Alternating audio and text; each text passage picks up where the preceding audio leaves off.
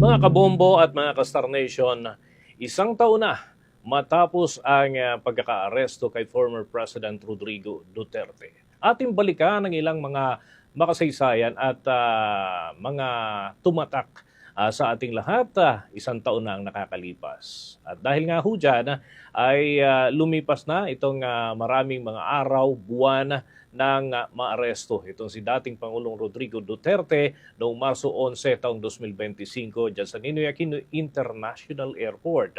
Matapos na magmula siya sa Hong Kong at dumalo sa isang malaking aktibidad ng kanyang mga supporters.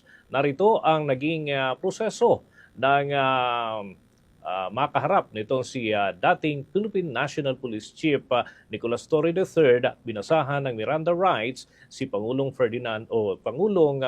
Rodrigo Roa Duterte sa pagbabalik sa ating bansa. By virtue of the warrant of arrest issued by the ICC for crimes against humanity. Sir, you have the right to remain silent. You have the right for counsel of your choice. Anything you say may be used for and against you in a court of law. And I want to ask you, sir, if you understand these rights. Of course, coming from you, it's very clear.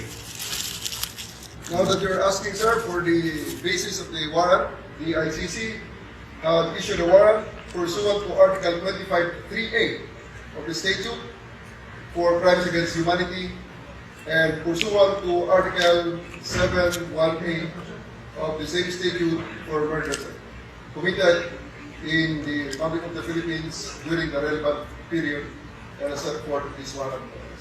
Must be murders, hindi lang isa.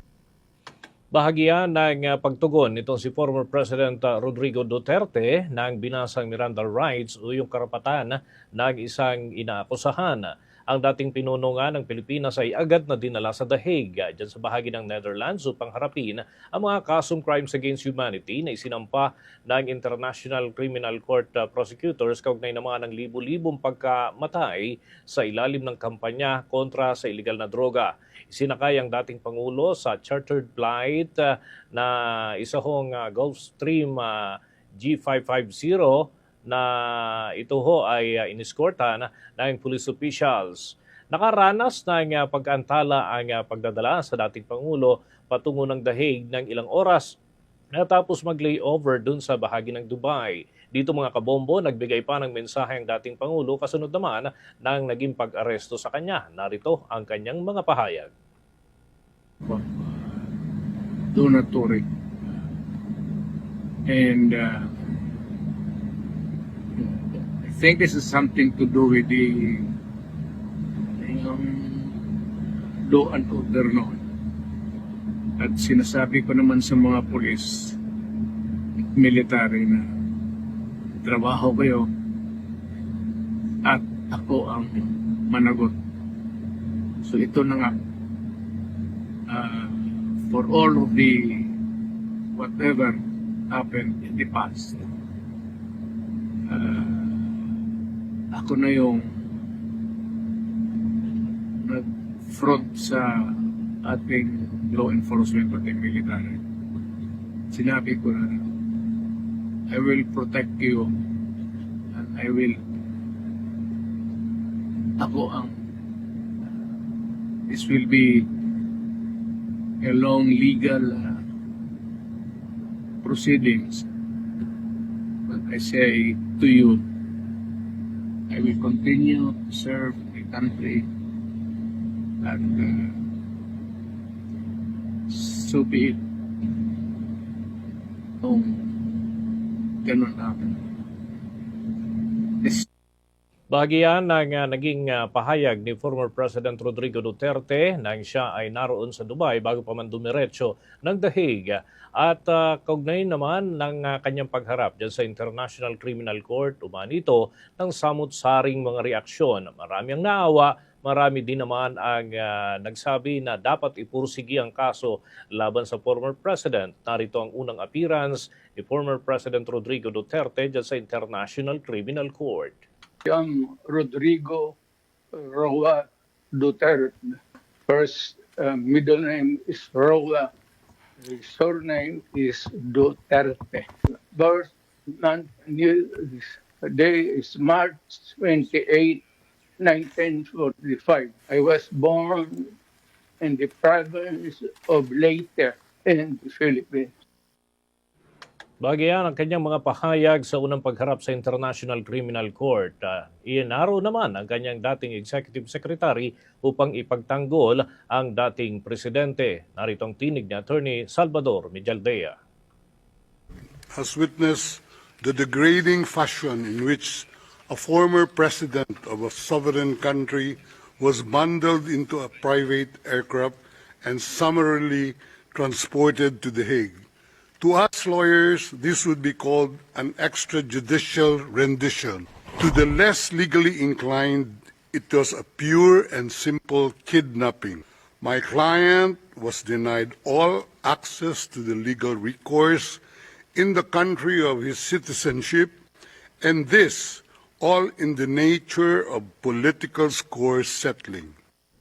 Bagay naman niya ang mga pahayag ni former Executive Secretary Mijaldea. At matapos ang unang pagharap dyan sa International Criminal Court noong Marso 14 taong 2025, ipinaliwanag sa kanya ang mga karapatan at patakaran at maging ang mga ipinaparatang laban sa isang inaakusahan. Sa mga sumunod na buwan, nagsumite ang panig ng depensa ng mga mosyon upang kwestiyonin ang jurisdiksyon ng International Criminal Court at humilig na pansamantalang paglaya. Ngunit ito ay tinanggihan. Narito naman ang mga pahayag dyan ng Appeals Chamber Presiding Judge na si Luz del Carmen Ibanez Carranza.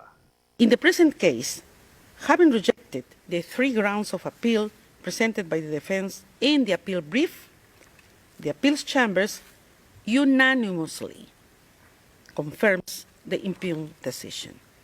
This brings us to the end of the summary of the Appeals Chamber's judgment. The judgment will be notified to the parties and participants after the hearing. Translations of the summary will also be available in due course. Tinigyan ni International Criminal Court Appeals Chamber Presiding Judge Luz del Carmen Ibanez Carranza. Samantala, nagsumiti naman ang panig ng prosekusyon ng ebidensya kabilang ng testimonya ng mga biktima, ulat mula sa mga non-government organizations at dokumentasyon ng mga insidente mula taong 2011 hanggang 2019. Sa kalagitnaan naman po ng taong 2025, lumakas pa ang mga protesta sa Pilipinas at nagkaroon din ng matinding debate hinggil sa soberanya ng bansa at papel ng International Criminal Court. Sa kabila ng mga pagtutol, nagpatuloy ang pre-trial proceedings mula Oktubre hanggang Disyembre, kung saan nilinaw ang saklaw ng mga kaso at pinagtibay ang ebidensya. Noong Pebrero 16 naman ng taong kasalukuyan, isinagawa ang confirmation of charges hearing laban sa dating Pangulo. Dito sinuri ng pre-trial chamber kung may sapat na batayan upang ituloy sa trial proper ang mga paratang laban sa dating Pangulo. Tinalakay sa pagdinig ang karapatan ng akusado, partisipasyon ng mga biktima at proteksyon ng mga saksi. Narito ang bahagi po ng naging submission at gayon din ang argumento ng prosecution team, partikular na ni trial lawyer Julian Nichols. 3 days before his transfer to The Hague, this old man, you could see it still up there. What does he want to be remembered as? The man with the gun.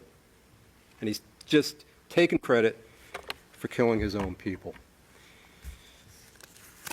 It's time for him to take responsibility for these crimes he brags about and glories in. It's a quote from a speech on August 16th, 2017. What did he say? Quote, "I know I will have my own downfall. I cannot be president forever. I know that they will demand to answer for all this dead." End quote. And he was right when he spoke those words. He must answer for the dead. The victims demand it, justice demands it, and for purposes of confirmation, the evidence demands it. We have proven it to the level for this to be bound over for trial. We ask you to do that, Your Honors. Sa kampo naman po ng mga biktima ng war on drugs sa pamamagitan ng kanilang Common Legal Counsel na si Attorney Gilbert Andres, umapila ito na ituloy ang paglilitis at kumpirmahin ang crimes against humanity charges laban sa dating Pangulo. Narito pa ang bahagi ng naging submission at argumento ni Defense Attorney Common Legal Representative ng war on drugs victim na si Attorney Gilbert Andres. The victims submit that the defense has not blemished the prosecution legal theory and evidence as provided in the document containing the charges and the pre-confirmation brief. The victims submit that the prosecution presented sufficient evidence to establish substantial grounds to believe that Mr. Rodrigo Roa Duterte committed each of the crimes charged. Consequently, all charges should be confirmed and Mr. Rodrigo Roa Duterte committed to trial. Lastly, Your Honor, the victims want these charges to be confirmed because they want to be reintegrated to their communities, because they are still in the shadows of fake news, of fear and of threats from Mr. Duterte's supporters. Hence, it's important, Your Honor, that all of these charges be confirmed against Mr. Duterte so that the victims of these crimes will be taken out of the shadow of darkness into the light of truth and justice. Because in the end, Your Honors, the victims, they're also created in the image of God, and they also believe that the God of the universe is the God of justice. Samantala, sa panig naman ng depensa, hiniling ng lead counsel ng dating Pangulo na si Attorney Nicolas Kaufman na pauwiin na sa Pilipinas ang dating Pangulo dahil anya sa kawalan ng sapat na ebidensya na direktang makakapagdawit sa dating Pangulo sa 49 killings sa war on drugs. Narito pa ang bahagi ng pahayag ni Attorney Nicolas Kaufman. Your Honours, it is so easy to choose as a target for prosecution a politician because of the way he presents his policies.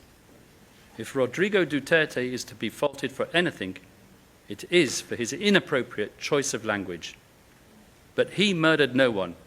Out of that huge database of evidence on which the prosecution relies, I repeat that there is absolutely nothing to directly link Rodrigo Duterte to the 78 deaths alleged.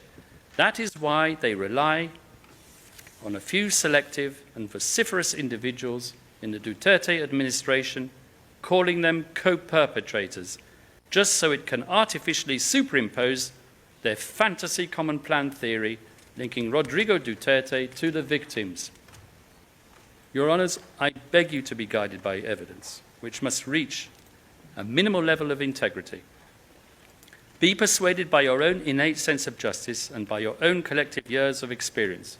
But most importantly, be guided by coherent evidence and by common sense. I ask you, I beg you not to confirm any of the charges.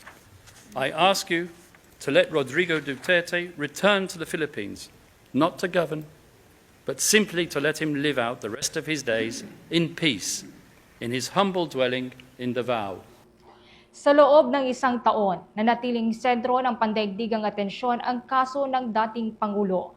Ang desisyon ng International Criminal Court kung itutuloy sa trial proper ang mga paratang ay inaasahang magtatakda ng direksyon ng isa sa pinakamalaking kasong kriminal na kinakaharap ng isang dating pinuno mula sa Asia. At yan mga kabombo, mga ka-Star Nation, ang naging tampok natin na pagbabalik tanaw sa mga pangyayari. Isang taon na ang nakakaraan. For the most trusted source of news and information, visit our website at www.bomboradio.com. Follow us on Bombo Radio mobile app, Facebook, YouTube, TikTok, and X, formerly Twitter. Like, share, and stay connected. Anytime, anywhere.